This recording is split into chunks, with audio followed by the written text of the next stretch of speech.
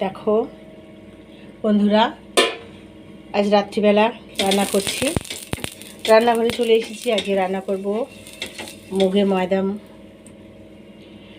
ময়দা রান্না করতে গেলে আমাদের রান্না করছি মুগের ডাল আর ময়দা। মুগের ডালটা বেটে রেখেছি আর ময়দা দিয়েছি, দিয়ে জল দিয়ে নুন মিষ্টি দিয়ে এই গোলাটা করে রেখেছি। দেখতে পাচ্ছ এরকম গোলাটা হবে। আর দেখো এইখানে একটুখানি তেল ব্রাশ করে দিলাম।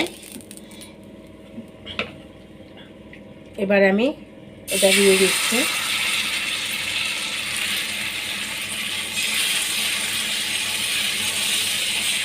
দিয়ে এবার চাড়িয়ে দিচ্ছি আমি।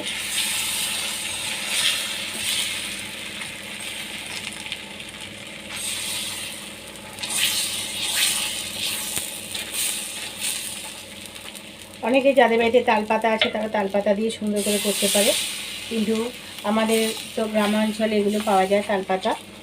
আমাদের এখানে তো তালপাতা পাওয়া যাবে না, তাই কোনো রকমই আমি ননস্টিকের কড়াতেও করছি না, ছাতুতে করছি। তাই আস্তে আস্তে দেখো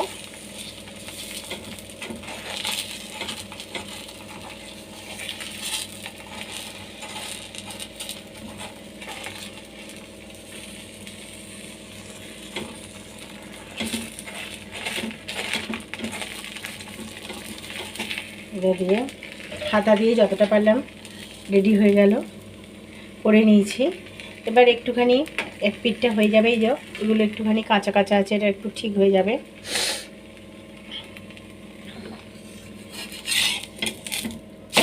দেখো উঠে গেছে, এবার এই পিঠটা একটু হয়ে যাবে।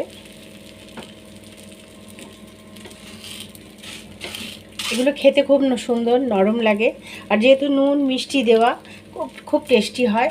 শীতকালে খেজুরি গুড় দিয়ে খেতেও খুব ভালো লাগে।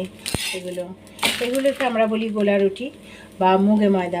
যেহেতু মুগের ডাল দিয়ে ময়দা দিয়ে করছি, এটা খেতে খুব সুন্দর টেস্টি হয়। তোমরা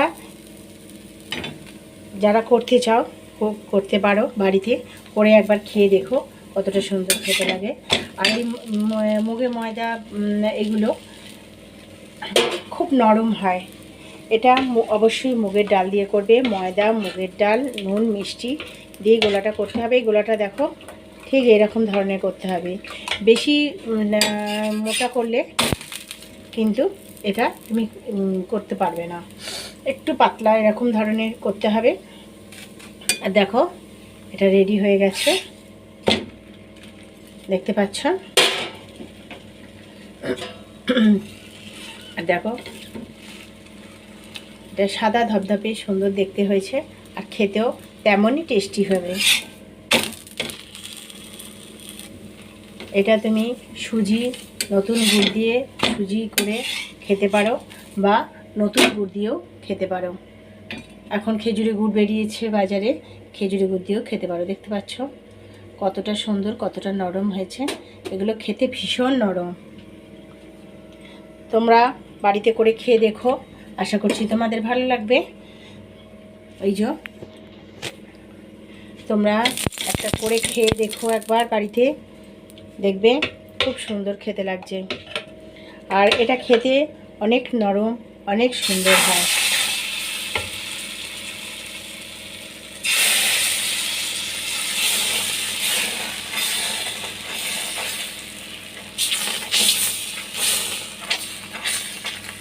দেখো আটা দিয়ে চারদিকে আমি ছড়িয়ে দিচ্ছি জিনিসটা।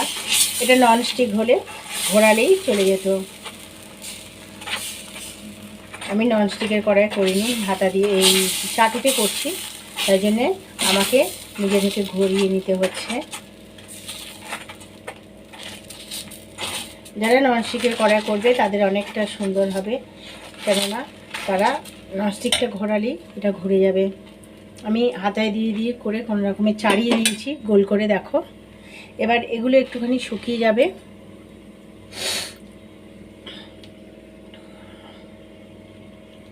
আর এটা আমি রিফাইন তেল দিয়ে করছি, দেখতে পাচ্ছ। দেখো এক পিঠ সুন্দর করে হয়ে গেছে, এবারে একটা পিঠ সেঁকে নিচ্ছি।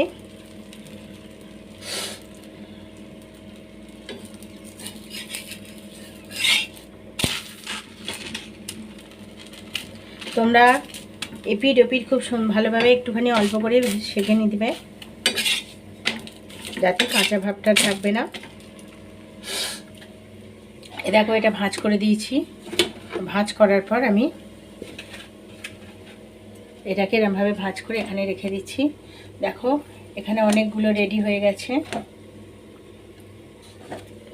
দেখো তোমরা সরু চাকলি, এটা খেতে ভালো লাগবে, কেননা এটার মধ্যে যে মুগের ডাল দিয়েছি, মুগের ডালের টেস্টটা অনেকটা বেশি।